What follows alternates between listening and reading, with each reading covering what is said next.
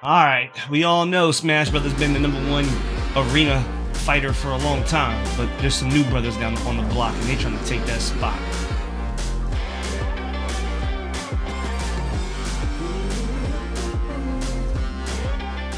Multiversus. It's published by Warner Brothers and it's been developed by Player One Games, right? Player First Games. Let me get that correct. Let me not get y'all wrong. But Player First Games has developed the game. Warner Brothers published it, and so Warner Brothers is now trying to take Smash Brothers' spot.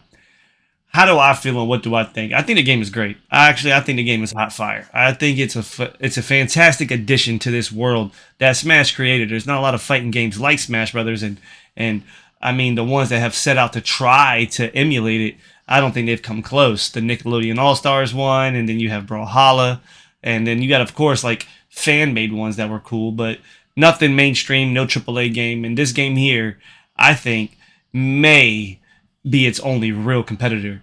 But if we go over the pros and cons of the game, that's what I'm going to set out to do with you, and we'll review the things that I think are important. Hopefully you can trust my opinion because I'm a fighting game enthusiast. I've played many and most of all the fighting games I've ever that you can imagine, and I was a diehard Smash fan for sure.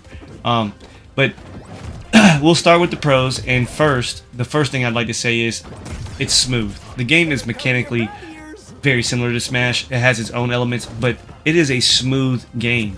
Everything connects, everything feels right, minus some give or take on some hitboxes or whatnot. But overall, when you dash, it dashes. When you jump, it jumps. When you hit, it hits. And especially with the online connection, there's not so much delay when you're online, where it's like, oh, I press the button and it takes a second, and then you're like, okay, and you have to adjust your combos the way you did in Smash Brothers Ultimate, right? Like even Tekken or Street Fighter or Mortal Kombat or even Dragon Ball FighterZ, there's a little input delay whenever you're playing online. It don't feel like there's any input delay when you're playing Multiversus, and that was the first thing that caught my eye when I first jumped on. I was like, oh, this is amazing. Another pro that I would like to elaborate on is the character roster. Let's just look at what Warner Brothers owns, right? Warner Brothers themselves own Mortal Kombat, DC Comics, Cartoon Network, Hanna-Barbera, and I mean that's the main things right there. But then you just got all like HBO, all the HBO titles. I mean Harry Potter can be involved, the Monster Universe can be involved, Godzilla, King Kong, which has already been rumored, and then obviously all of Cartoon Network, which we're getting Rick and Morty. But you can go further back into this the Cartoon Network catalog and get people like Courage the Cowardly Dog, or get Dexter's Lab, Samurai Jack, which has already been rumored. If I'm not mistaken, they even said that they got the Gremlins. Like the Gremlins will be Fire Edition.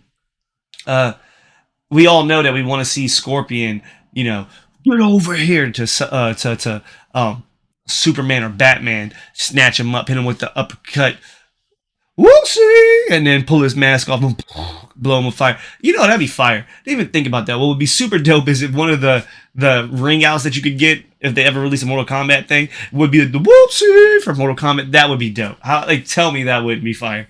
And then one of the things that it's a pro for sure, but it's what separates it from Smash Brothers is the way Smash you could block. In this game, it's more reliant on comboing and dodging, and I think that was a good way to make it stand apart. Like, this isn't Smash with a different skin. It is Smash-like, but it's more than just Smash-like. It's its own entity, and it feels like its own entity. I mean, one could say that, like, Mortal Kombat is a knockoff of Street Fighter, but when you play them, yeah, they may look the same and move the same in most aspects, but mechanically they are vastly different, and this game is that to Smash. Just as much as they are alike, they are that much different, and I think that's a great thing. I mean, one of the things that when I first dove in, it was hard to figure out because you're trying to just do these Smash, like you're trying to play it like Smash Brothers, and they even so smart that they knew that the fan base would be Smash like lovers, that they have legacy controller settings that are set to be Smash Brothers. So they did that right. But jumping in, it was like, yo, the distances and the hitboxes and the frames were all different. It didn't feel exactly like Smash, and that was cool. It took me a day to adapt to it. But once I got to it, it was like, oh, I'm moving like Smash now. I'm fast falling, chaining combos, and, you know, et cetera, edge guarding like a pro. But it still took a little bit of practice and obviously patience. I also like that every character feels unique. We haven't had the Roy and Marth situation, Roy, Marth, Lucinia situation, where these are just copies, Ganondorf and Captain Falcon or whoever, 15 links. Everybody feels unique. I hope that we can keep that going and even get Mr. Freeze and Sub-Zero in the game, and they not be the same freeze guy. You know what I mean? Like, it'll be really cool if they can do that, because everybody has an ability that goes on a cooldown. They have two abilities that go on cooldowns, which is also unique from Smash to Multiversus. So I think that was a really good spin. Some of the cons they have is the hitboxes. The hitboxes aren't perfect yet, but the developing team has already come out and was it player first. They've already come out and been, hey, we're trying to get on top of that. We're gonna make some adjustments, some buffs, some nerfs.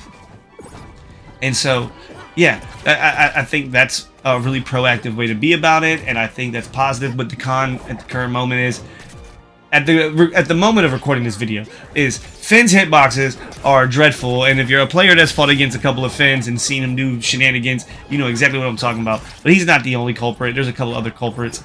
But like I said, I digress. They say they're going to come in and address those. And then the only other con that I truly have for this game would be the map selection. We have some trash maps, but that will obviously be expanded upon. It's a free-to-play game.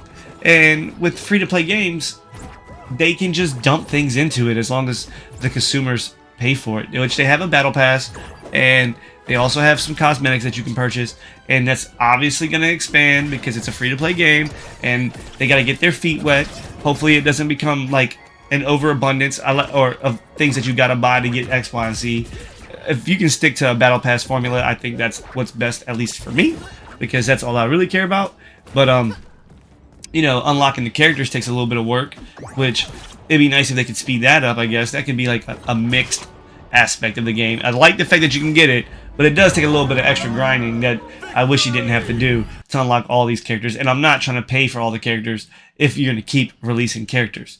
I don't like that aspect of these fighting games. That is one thing that I despise about fighting games is, hey, next month, 30 or in 3 months, another fighter pass for 5 fighters, $30. No, I don't like that idea. Make them unlockable via the game, but give me cosmetics that come with them, you know what I mean? And make it accessible, like not hard to get enough to do it. I mean, look at Apex Legends. It's not a fighting game, but every god is...